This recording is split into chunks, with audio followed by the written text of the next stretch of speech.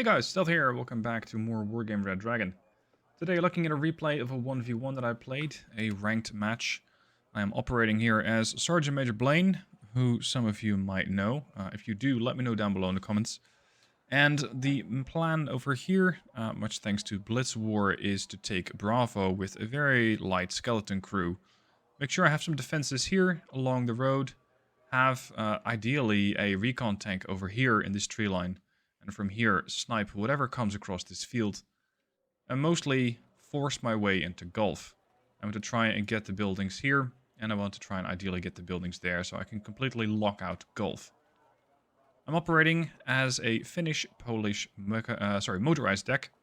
And I'm going to very easily start out with Airco. I always start out with Airco. They're so good for reconnaissance, they're so good for anti-air, they can do basically anything.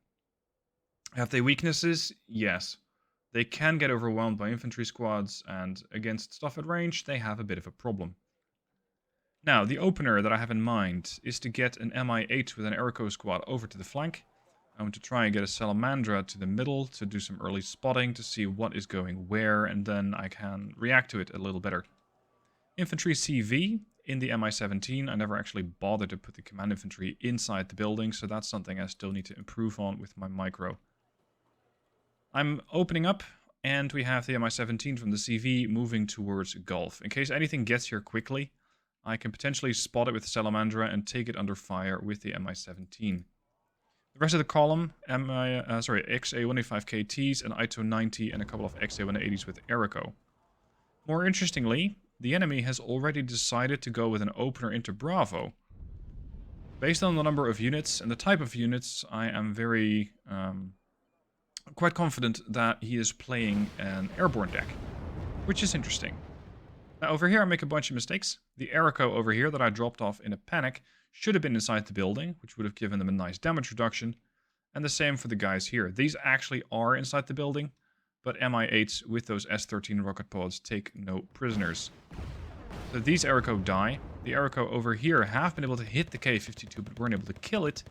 But the Mi-8 here is easy pickings, and if I can kill that before they offload the Gorno, then that would be all the better. Now since I was pretty zoomed in, it's another mistake, I was pretty zoomed in here, and because of that, I didn't quite see what was happening on the other side.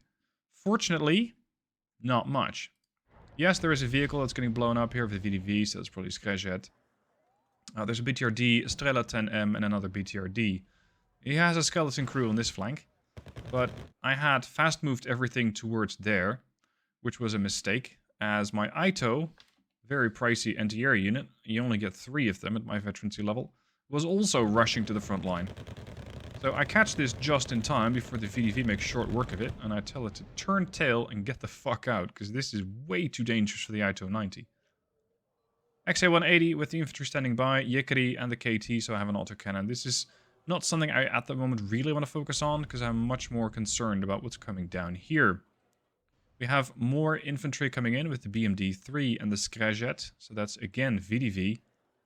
ATGM here, narrowly missing the BMP-685, and since my recon tank on this flank had already taken some damage, I was a bit concerned with having that thing engage again.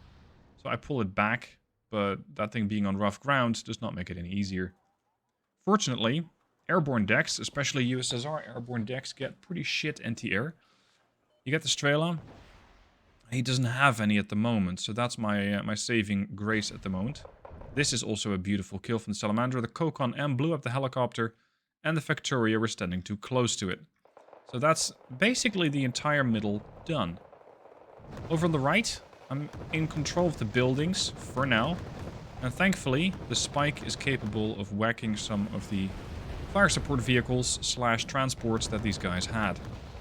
There is, however, too much firepower for me to quickly eliminate, and the Siegert and the BMP-685 are able to do quite a lot of damage. I vectored the Salamandra over, which is quite dangerous considering that there is a Siegert around, and I do believe that I'm going to take quite a bit of damage with the Salamandra. There's already some new units coming in, a ZIL 157 with reconnaissance infantry, and over here a Scott 2 with more infantry.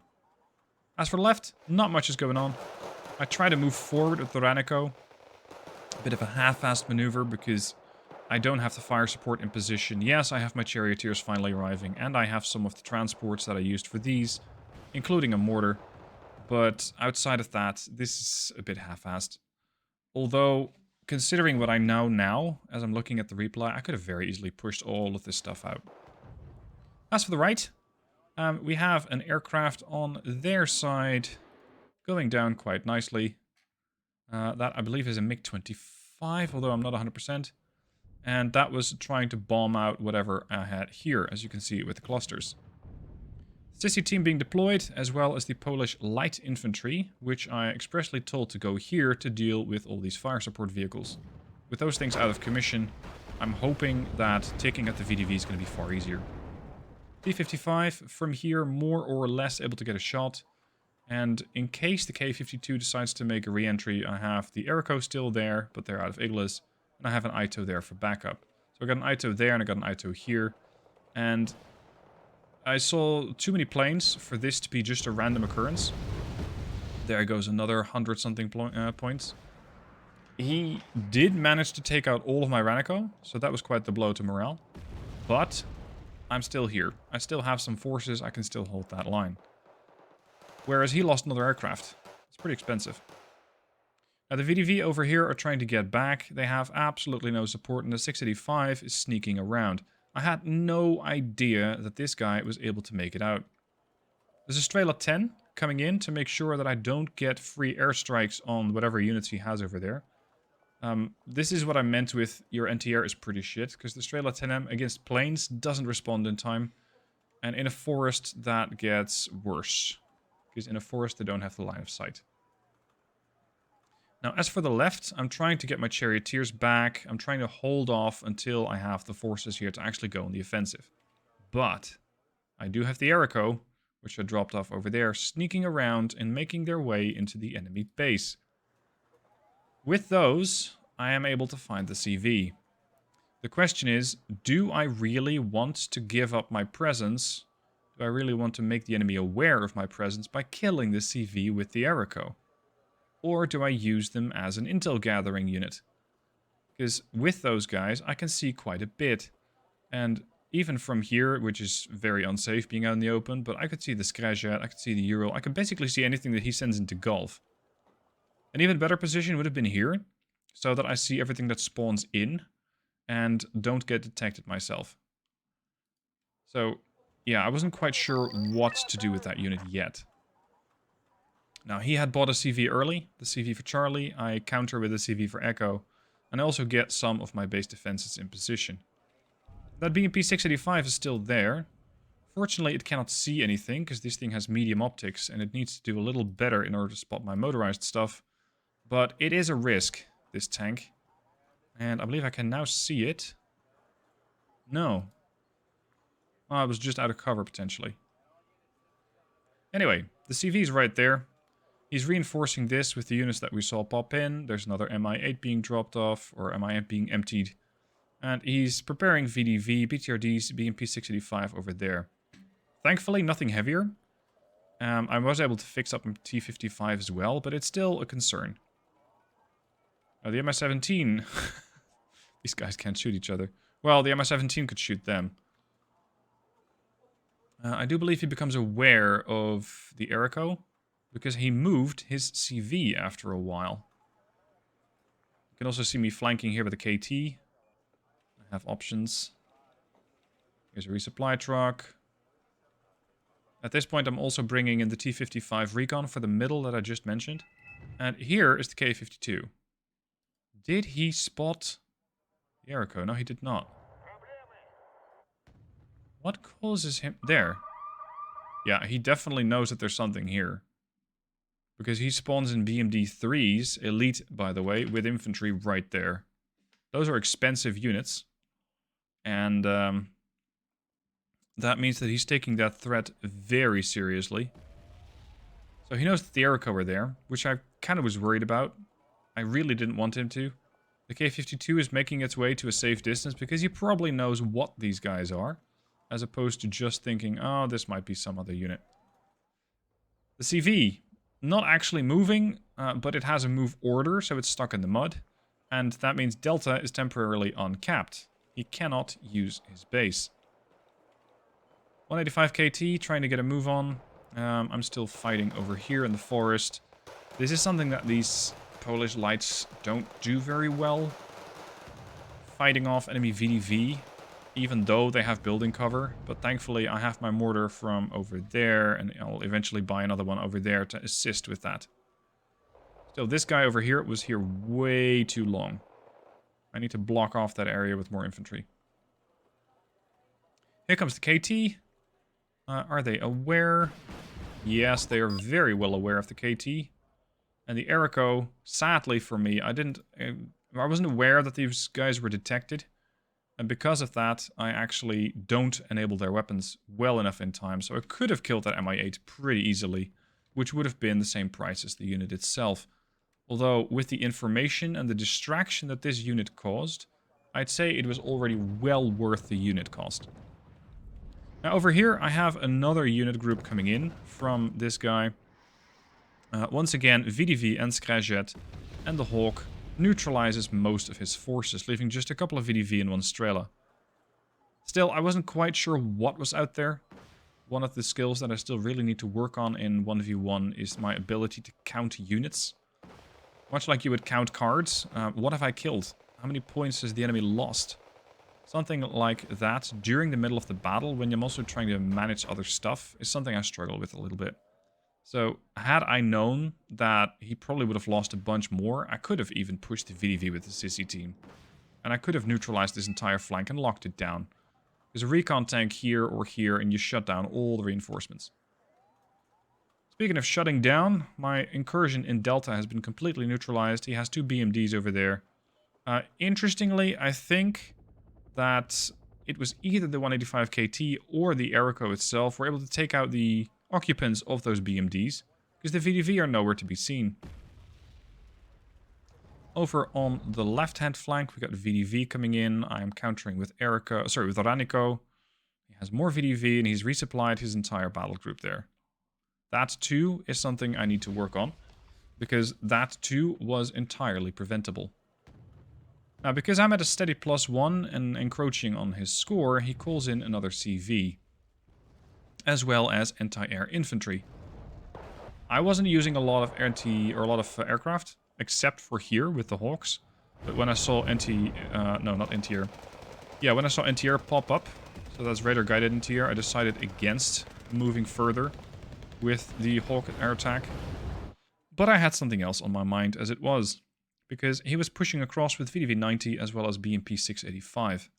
The Mi-17, in position to try and deal with the VDV here, managed to get a perfect position on the VDV and the 685, and these are thin-skinned vehicles, so they were getting stunned by the rocket pods from these things, although I only have a very low amount of those left.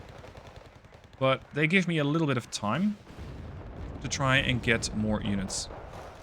Also, the recon tank here-ish, not even sure where it went, has died, sadly.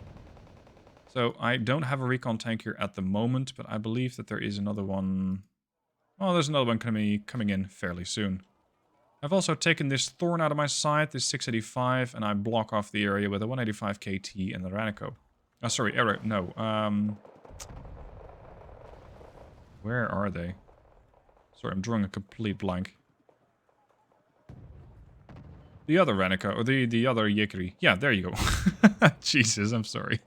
Base Yekeri. There they are. In the meanwhile, the VDV are being kept at bay by the Erico, but these are coming under mortar attack. And that Nona is pinning them down, but fortunately not killing them off.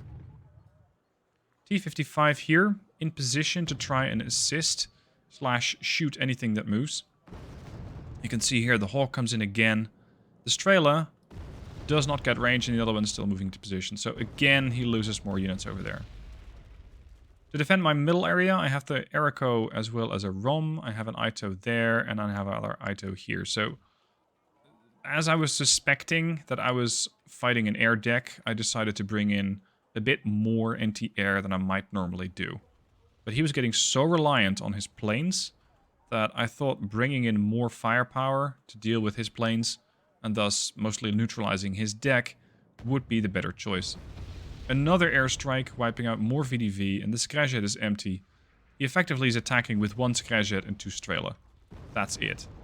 But he's attacking an area where I am very weak. I have nothing. So fortunately, these 2 Scots are coming in. The other flank, we're both pretty well armed here. I think he might have the upper hand, but he's not using it. He's not moving with it. So that is going to allow me a bit more time to reinforce.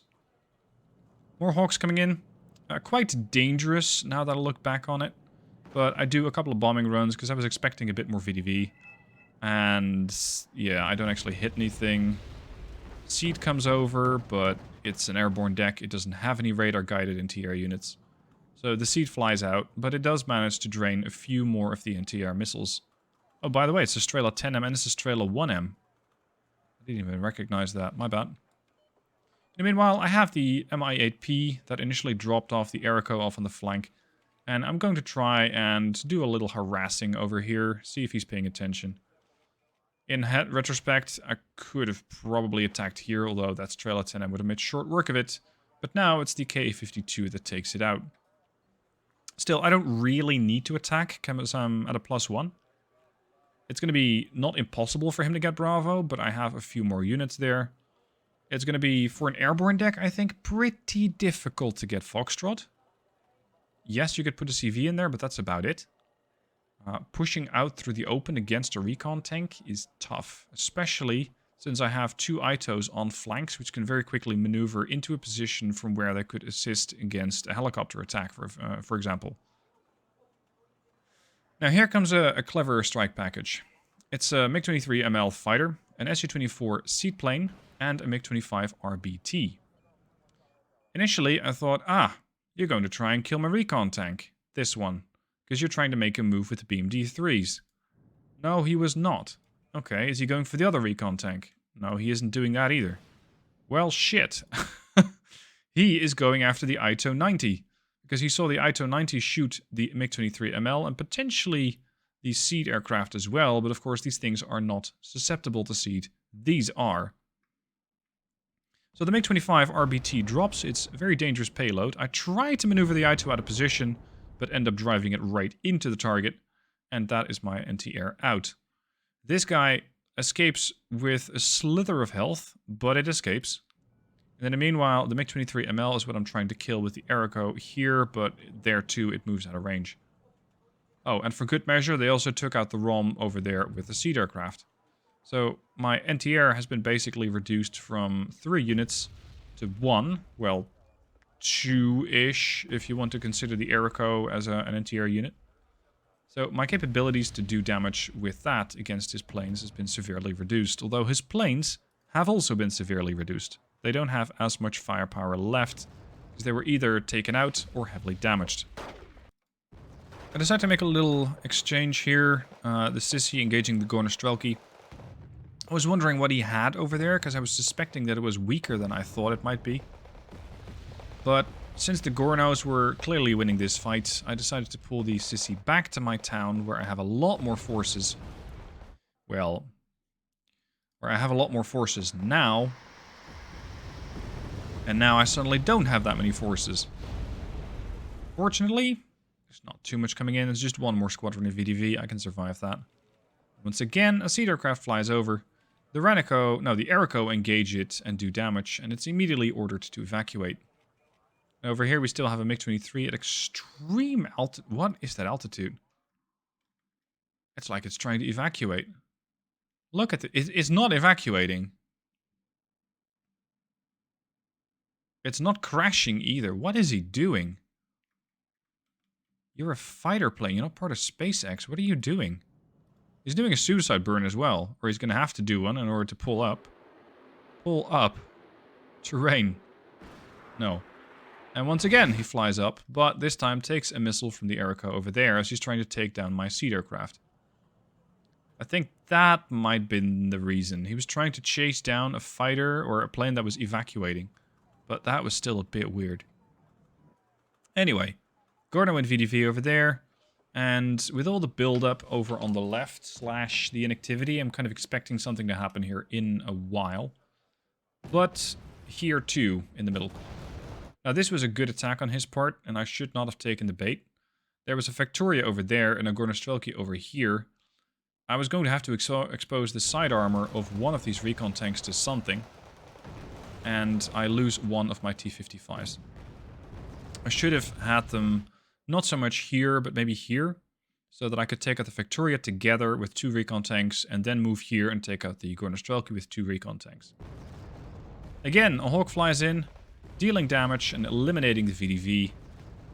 Effectively, again, neutralizing his strike force, because he has nothing but the Skrajets and the Strelas.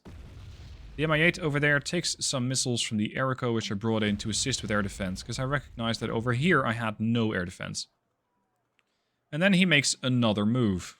There's more VDV coming in, there's a BMD-3 pack and a BMP-685 pack. I'm telling the T-55 to prioritize the transports and the 685s. There go the 685s, the BMD-3 is already down. That is courtesy of the Fagot over there. And I should have switched these around, because the Fagot is a far worse missile than the Spike. But it doesn't matter, I get it done. The T-55, now engaging the VDV over here, has to pull back in order to survive, because against the VDV, it'll win it, potentially, but it's a 75-point tank. Against a 20-point infantry unit, I decided it wasn't worth the trade. Now, here comes a Yak-141. I was counting his aircraft. I thought, okay, we've seen the Su-24, we've seen the MiG-25 RBT, we've seen the Seed aircraft, we've seen the MiG-23ML, we've now seen the Yak-141. That's 5 air tabs, or 5 air cards. What else are you bringing? What else are you bringing? And on top of that, I only saw BMDs, BMP-685s. It was all fairly low-level ground stuff, if you will. As you can see, he's calling in more units over here. Skrajjet, and he's just dauntlessly pushing in his UAZ-469 into the position there. And I was hoping to catch it, but I didn't quite get it. In retrospect, I should have had a reconnaissance tank over here, which would have immediately eliminated the UAZ before it would have been the threat. Nevertheless, I'm still at +1. I have 270, make that 280 points. Again, a seed run with a MiG-23ML as escort. The Ito takes a shot, and the Aeroco take it out, and even the MiG-23ML dies. Now he's pushing over on the left. The VDV, BTRDs, not much of a problem for the Renico, but they do take some losses. Over here too, we can see him making an attack with VDV, and again with more aircraft. Once again, it's an Su-24 and a MiG-25 and a MiG-23. He just has a lot of planes. I mean, it's an airborne deck. It'll do it, but it means his ground presence is reduced. This time around, though, he does not get my Ito, but it was close. Sparks were flying off of this thing. You can see the cluster just exploding right in the rearview mirror. The Ito survived, but only just. Still, I was happy that I saw that attack coming, because he done it here before, and I thought I was going to try that and do that again, and he did. Because it was first the Seed, and then the MiG-23ML, and a little while later we saw the Su-24 and the MiG-25. So he was working in patterns and making it predictable what his next move was going to be. So the Ito made it out safe. The Ito here, I think, got detected by firing, and he's going to try and hunt that down with a Nona. One Nona is going to be a bit, well, it's not impossible, but it will take a bit of work. And over here he has an Mi-8 MTV, but sadly my Aeroco cannot shoot back at it because they're out of missiles. Let's see, what else am I up to? I'm resupplying my units, trying to keep stuff alive. It means I don't have to buy as much. He's going to try and make an airborne landing with Mi-24Ds. K-52 is also being vectored that way. At this point I'm completely oblivious as to that maneuver. I have no idea what he's up to. Except that he's moving more VDV over here. And this T-55 has already done a lot of work. But its position is now painfully obvious. And he's starting to smoke it out. So that it can no longer fire. So the smoke here, I think, might have been against the T-55 and or the Ito. There's the smoke. And now the T-55 is blind, but I still have 2 charioteers here. Much to his chagrin, they take out the VDV. The Airco are detected. The charioteers need to fire once, and the Airco are in concealment again. This was risky, though. 1 VDV operator getting awfully close to my Ito. But they decide to not go for the Ito with one of their last RPGs, but for the resupply truck. Well, if that's your target, by all means, that means I survive. And this unit is far more valuable to me than 1 supply truck. Both because it does a lot more work, and it's a lot cheaper. Well, the supply truck is cheaper, and I only have 3 of them. Whereas supply trucks I have plenty of. Calling in another well, not another, it's the first one I call in. The Mi-8T KT. Autocannons and rocket pods. I'm trying to make sure that whatever moves here is going to take all sorts of hell. There goes the helicopter. Airco here try to pitch in for good measure, but the Ito already cleared it out. I should be moving this unit after it has fired. Not doing that. That's a bit of an oversight. Over here, guess who it is? The VDV. And their transports. More elite VDV coming in against my somewhat crippled forces in the form of the Spado and the Strelzi. They cannot really hold. I'm sending also the Scott forward, and I completely forgot about these. These were supposed to start reinforcing and or even counterattacking, but I completely forgot about them. So now they're going to prove to be very useful. There's only 13 minutes left. I'm at 340 points, and I think he's getting a bit desperate, because we're going to see all sorts of offensives all over the map. So I'm going to zoom out a little more so you can see what's going on. Over here he has those helicopters, and I still don't see them. But I will see them fairly soon. There you go. That's the last of the vehicles, and the infantry. The VDV are dead. Here, it's the Salamandra. The Salamandra wasn't really supposed to see that. Because yeah, or maybe the Airco. It would be a lot of air detection for the Airco. I'm not sure who spotted these. I'm suspecting it's the Salamandra. But the moment that I spotted these, I went, oh, no, no, no, no, no. We're not doing that. Salamandra lost line of sight temporarily. The 24Ds are not exactly stealthy, and I have 2 MiG-29 913s on intercept. Followed by 2 Hawks, which are substantially slower, but they too have anti-air capability. Now, despite the fact that I already have a couple of ZSU-57s, I'm also bringing in a ROM. I really, really do not want to take any chances when it comes to Mi-24Ds, let alone a K-52. The MiG-29s over here have expended most of their short-range air-to-air. They have half of it left, but they still have the longer-range Vimpels. And those Yaks, well, I think this is the last Yak that he has, make for interesting targets. But what I mistake here is that my aircrafts, let me try and find them, they're too close together. Splash damage is a real thing. And one takes a hefty hit and dies, and the second one almost dies because of it. But they got the job done, and they take out the Yak. Him, however, being an airborne deck, he has the advantage in the skies. So my best play is to just maintain my air cover with the Ito 90s, with the Airco, with ROMs, provided they don't get attacked by sea. Over here, I think he was guesstimating the position of the K-52, but I'm not sure. It might have been an attack just guesstimating. Or sorry, it might have been an attack after he saw the attack, the position from the CV with the K-52. Over here, I got the Hawk 51, because I know that there are more units coming in. I need the scratch heads out of the way, so that the VDV can make more of a presence, but I miss, sadly. And this is kind of what I meant with, he was getting a bit desperate. We saw the helicopter offensive fail, we saw his offensive here fail. There's all sorts of shit being spawned in now. A quad stack of Strelas, 2 quad stack of Jalos. He is desperately trying to make a move. Also, because I pushed him out of Foxtrot. His CV here is being moved away. Did I already attack here? I don't think I have yet. Because I got a Rak 91, aka a Jurgen. I'm not seeing any scorched earth here, so I probably didn't use it yet. Now, considering that I have repeatedly wiped out his forces here, I decided to take a bit of a risk and send my Scots across the river, and I open up an additional flank. I open up an additional area of concern, and he doesn't know about it.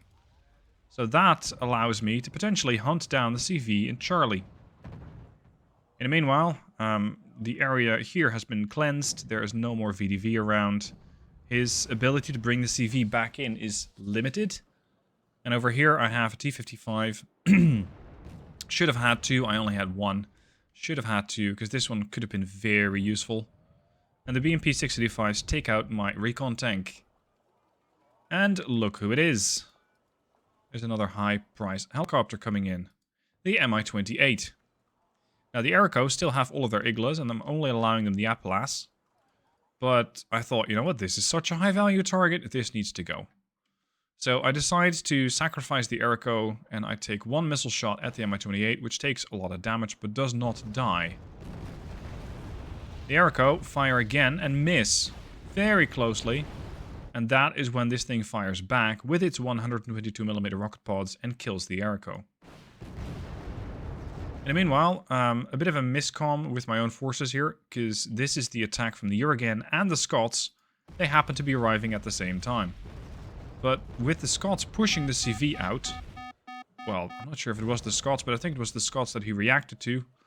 I'm now at a +2, was +3. Let's see, yeah, he put the CV here back in. But it is so close to the edge that my bombing run is a bit too far away. And the bomber unsuccessfully does not get the target. Well, unsuccessfully does not get the target. He didn't get the target, he didn't get the kill. There. As for the rest, here comes the spam. The Strelas, the Jarlos. I have one Mi-8T, which is still able to do quite a bit of work with its autocannons against the Jarlos, because these things are thin-skinned as hell.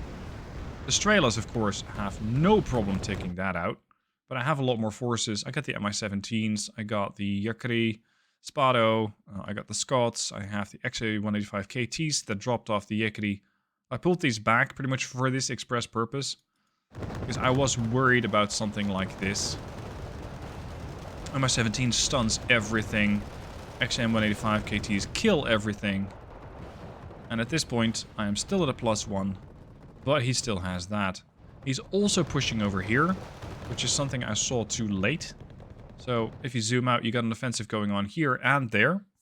And this was very clever, because I was zoomed in like this. I could not see what was happening over there.